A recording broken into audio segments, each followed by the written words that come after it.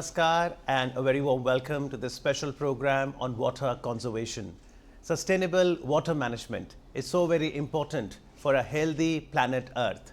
CII, that's the Confederation of Indian Industry, organized the Water Innovation Summit 2019 in New Delhi that saw participation of different stakeholders. And now in this segment to help us understand the role of industry towards water management, we are joined by Sri Doordarshan, past President CII and Chairman CII Triveni Water Institute. Sir, a very warm welcome. Thank you for having me. Sir, help us understand how conscious has industry become towards sustainable water management? Industry has become more cognizant, but really not enough is being done. The problems are quite deep, and the time for action is really today. So maybe in the Water Institute, the CI Triveni Water Institute, our feeling is that we should move faster. But I think the start is being made, and programs such as what Doordarshan is having are extremely useful in communicating the message of what we need to do in a very simplistic manner. Not just for large industries, it's small, medium, public sector, private sector, they all have to join in moving today for both water conservation and also technologies to consume less water. So, Mr. Shawnee, as someone who's provided leadership for the cause of water over decades, let me understand different dimensions of water management one by one. We often hear about carbon footprints these days. Is industry also talking about water footprint now, and help viewers of Doordarshan understand what is water footprint? There are two parts that industry has to look at in water management. One is inside the fence, that is within the factory. But industry has to go beyond the fence. It has to actually go to the communities around it, because a factory or an industry can be affected with a water problem outside its gate. So this concept has to be there, that we can't look to the state government always or to the central government. The industry must look at water management, water practices, both inside the fence and beyond the fence. But beyond the fence, does it make a business case for a corporate? That's one of the key points, and I'm glad you brought it up, that we are bringing up. We say that water management makes business sense. It's not doing it as a social purpose, and it makes business sense, and you cannot afford not to do it for all your stakeholders. But how do I read, say, the economic value of a natural resource like water on a balance sheet or a P&L? Now, I'm coming to that. Now, one of the things is that water has not had the same awareness as power or electricity. You know, we have to publish in our annual reports how much you are saving in electricity, what sort of electricity devices. So one of the things that the Water Institute is done is we are propagating to government to have some form of disclosures of companies as to what they have done in the last year in various regulated areas. Now today we are having, besides the Innovation Summit, water awards. We have Dr. Kakoskar, who's chairman of our jury, and I believe that the level of awards this year, the standard has gone up, and we are giving it to small, medium and large scale industry for work done inside the fence and beyond the fence. Share with us some success stories. What kind of innovations in water have happened so far that gladdens your heart? Well, you know, there are a variety of from a small farmer who has looked at, and these innovations don't have to be very expensive, from the right place to put a check dam to using a cropping pattern that is less water intensive, to having places to gather water which are well preserved, and actually to going all the way. Some farmers, and we deal with quite a lot of farmers as a company, they are now encouraging the usage of seeds in crops that will require less water. Israel has done a lot of work in this area, and we are on dialogue with many countries. So we have to look at this as a holistic problem. we have to give technologies to the farmer in terms of where the interventions will be. And this is one of the key things in the Water Institute, is that where can the small farmer, how can you help him to save water and also have not much sewage around in the villages. You know, these are twin problems. So when we talk about the sewage and treating the wastewater, we have some traditional technologies, but in this new era, are there any new technologies that you would like to apprise our viewers? Absolutely. Some of the technologies, we are participating in them, MBBR. We are able to now convert wastewater into better than drinking quality water. At affordable cost. At an affordable cost. And so what we are now doing to companies must be zero discharge. That means they should not discharge anything. Okay. So whatever the sewage should be recycled back. And you should be getting a recognition for having zero discharge. So earlier, like you mentioned, disclosure in annual report. This could be one disclosure? We should give awards to people to move towards this. Yes. So most people should become that. And the technologies are all there. And it makes sense for two reasons. One is that for industry and even for consumers, we have to change the whole concept of water pricing. That if you use a little bit of water, then don't charge much. But if you use too much water, then like in electricity, you get charged, so it's a disincentive. Now, in that, the Triveni, the Water Institute has done 175 audits, water audits. These water audits have saved about 150 billion liters of water. That's almost 2 days' supply to the whole rural population of India. And the water audits have a return for the person who's given us the job of less than a year. So they get their money back in less than a year. So now, you need technologies, and these are very simple technologies, of where you can save. The small places to save water add up.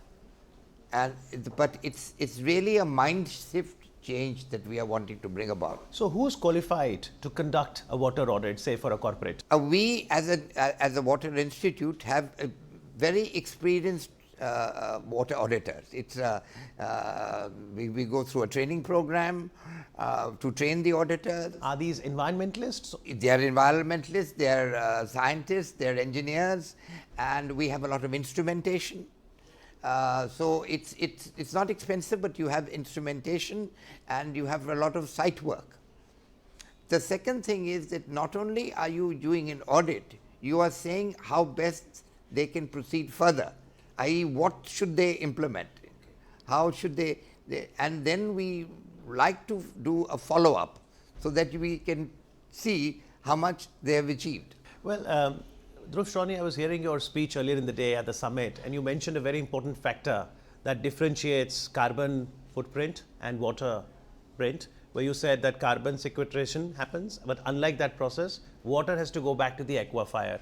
How do we understand that? Groundwater, underground water, if you do not recharge it, if it gets depleted, that's what happens with called water stress, and almost 30% of India has now water stress. Which means we have less groundwater. Groundwater has got so badly depleted that even though the rainfall is there, you may never be able to fully replenish it. Now, where does the water go then? The water can go to places where there is evaporation. The technology of the tool that is right behind you, WattScan, is there to do a scientific database survey of the aquifers and the underground water as to where are the pockets of water and where are they not, so that you can direct the water flows into the areas where water is needed, so that the check dams are not put in the wrong place. We have gone to many places and found that 30 or 40% of the check dams in the village have been put in the wrong place. So who will guide them? How will you get in touch with Gram Panchayats? Will you use space technology for that? This tool that we have called WattScan does exactly that. We are using public data on weather patterns over 35 years, land use patterns, rainfall patterns over 50 years, and we are using foreign public data from NASA, geospatial data, and it's quite cheap, because today, the technologies and innovation in India have brought the cost down radically. And we are able to do this from a panchayat level onwards. So we've done it in Aurangabad, in some MLA constituencies elsewhere. And we've proven that this is the place where you need to put the check dams the most crucial are here first, then here, then here. So our idea in WhatScan, in the Water Institute, is how do you get the maximum impact with limited resources. तो ग्राम पंचायत की अगर बात करें, खासतौर पर अगर किसान मित्र इस समय आपको सुन रहे हैं, तो शौनी साहब आप कैसे उन्हें गाइड करेंगे कि चेक डैम का निर्माण करने से पहले किन बातों का ध्यान रखें? सबसे पहली चीज़ है कि सर्वे होना पड़ेगा. They have to do a proper scientific survey, and it can be done from a farm level, small farm level, as to what is happening underground and what should be the locations of these interventions from check dams, etc. So survey of the available water resources? Of the terrain and the available water resources, exactly. So that's the first step. That's the first step. Then you tell them that which are the ones that you need to do first. Suppose the allocation is 5 lakhs of rupees for the year, or 20 lakhs of rupees. Where best to spend the 20 lakhs so that the impact is in the next year? Okay. You see, so everyone has a scarcity of funds, and this is non-political, because we are going purely by data. So it is not that we are going to concentrate on one area or another area first. So we are saying that this is a very transparent, completely transparent way of rectifying the problem. So let me ask you now about agriculture. Usually we say when it comes to prioritizing water needs, agriculture takes the first priority, perhaps industry comes after that. No. Okay. Over 80%, maybe 85% of the water in India is used by agriculture. Okay. And the next is the consumers and the municipalities. Third is industry. Agriculture, municipality, industry. Industry. So industry gets about 7% maximum. So I tell our colleagues in CII and industry that if you don't do something, your water will be turned off. Is there a supply issue more with the industry or the demand issue? Both. The supply issue is getting worse and worse. You have many industries which are coming up which have to have desalination. So their capital cost is going up, their running cost of energy costs are going up because they have no water. But has the industry increasingly got conscious that they should reduce, at least minimize, fresh water usage and wherever possible use treated wastewater? We feel the system of incentives and disincentives needs to be relooked at. The people who are using less water should be rewarded, and the people who are using unnecessary water should be made to pay a little more, because water is a common resource. You know, the concept that water, in my area there is water and that's my property, is something that we should not now keep thinking about. That's why I'm talking about going beyond the fence, and not just that. It's industry's jobs to look at the community around, and they have also CSR resources, they have other. So both the panchayat levels and the towns and villages, the councils, they have to participate, and the industries which happen to be there. And these programs can be very quickly done. So right now, what's the scenario with water pricing? Is the water being priced for the industry? The water is being priced for the industry now. It's started to go up. But when we talk about industry, you have a host of small industry also. Okay, the MSME sector. Yeah, you know, India is really a country of entrepreneurs. So the small users are not priced at all, and the farmers' water is free. The farmers' concept of increasing yield by flooding the fields is something that we can't afford anymore. So the first thing is, through programs such as yours, which are extremely necessary today, are to say that, you know, this we cannot afford it in your interest, so that tomorrow you will have a problem. Or definitely your children will have a problem, but you will have a problem in growing the same crop. So would you say then, as Prime Minister Modi envisages a new India, given that 85% water consumption goes to agriculture, should agriculture be now looked as an industry? Because now we have, say, an Indian accounting standard on agriculture. How do I, on a balance sheet, also map biological assets like a tree or a livestock? Similarly, whether it's water, energy, all of this should also be monitored, because only when I'm having some numbers against it can I say who has saved water, who hasn't. I think that's a very good suggestion. We were also making the suggestions that the local leadership, both administratively and politically, local leadership should give encouragements in this direction. The second is that we should be able to help the farmer with funding in certain ways of whether it's water harvesting, drip irrigation, some check dams. You know, there is a technology in building a check dam. You should actually train the masons. You can have a 20%, 30% reduction in cost and efficiency in the way you make a check dam. So would you then say we need a much stronger interface between agriculture industry so that these best practices can be shared with the farmers? Well, it may be industry or with bodies such as institutes, you know, and government could facilitate that, because you know, the small farmer, one who has half an hectare, he doesn't have the resource to go and do it. So he's not really, so we are quite happy to be you know, the facilitator. We are concentrating at the moment on our membership, which is the small and medium and large scale industries. We are hoping that our large industries takes the leadership in helping their suppliers become water compliant. So I think the message should be that everyone has to do small things. Now, another concept that we are saying that's not happening is that you take an industry, it looks at how it's going to save water. Why doesn't it give incentives for its employees to save water at home? So what could possibly employees of an organization do towards water conservation? Putting the tap off, how you wash the utensil. I mean, there are 100 things that could happen, you know. And when you're bathing and all sorts of things, little bit of technologies are needed in terms of the way the pipes are laid, the way the water is metered. We have to go in for metering. Smart metering. Well, smart is of course easy now, but it is to at least regulate how much you're doing, so that there is feedback to you that's what you're consuming. That's how you will save. So the government of India has launched the Jal Jeevan Mission, and Prime Minister talks about Har Ghar Jal.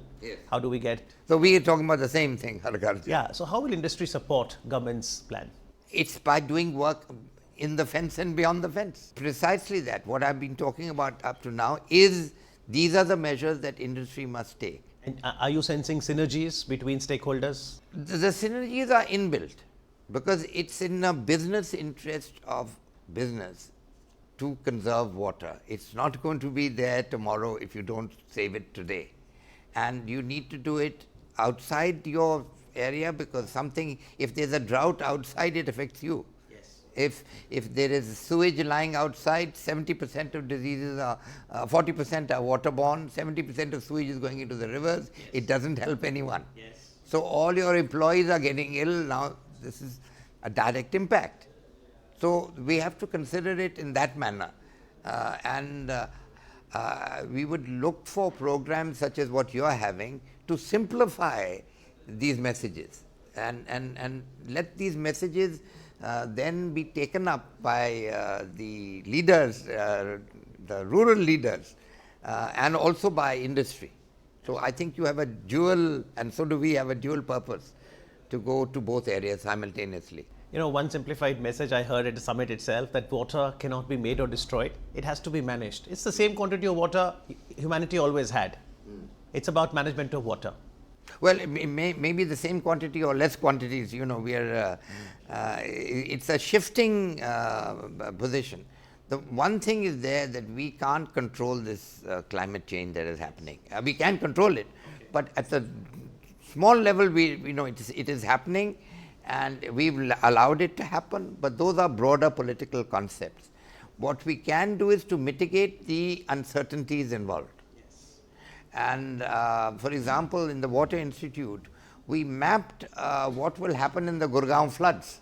Okay. And exactly that happened. So we did plan it earlier. No, we actually gave a plan that if you do these trenches here, then the water will go out. And unfortunately, they were not made.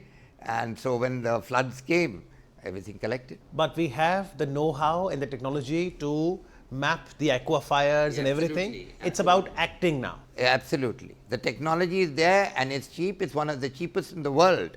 The costs of what we're talking about from WattScan and others is very reasonable. You know, it's in lakhs of rupees. It's not in crores.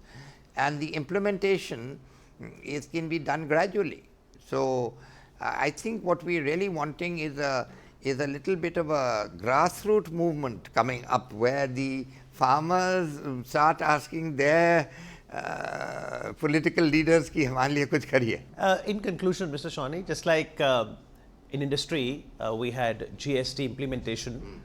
Do you think that as far as the governance structures are concerned related to water management, it'll be nice to have something like a GST council where stakeholders could come and we could have a much seamless flow of water management strategy?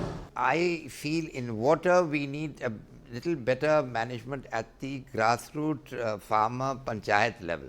If we have to think of some innovative tools, because they are the people who are most effective, and if they can be given a voice, because it affects them every day. Yes. You know, those structures should only. Absolutely. So in the end, my final question to you, even as we express our gratitude to farmers who all these years have been producing food for us, what is your advice or suggestion to the farmers watching the program today? I will say, please go and tell your local leaders to help you to get this technology for your farm and tell you what you can do to save water. And let's be optimistic, we have what it takes to manage water well. Very good. Absolutely. Well, on that optimistic note, Mr. Dhruv Shawnee, thank you so much for speaking with Doordarshan. Thank you. Thanks.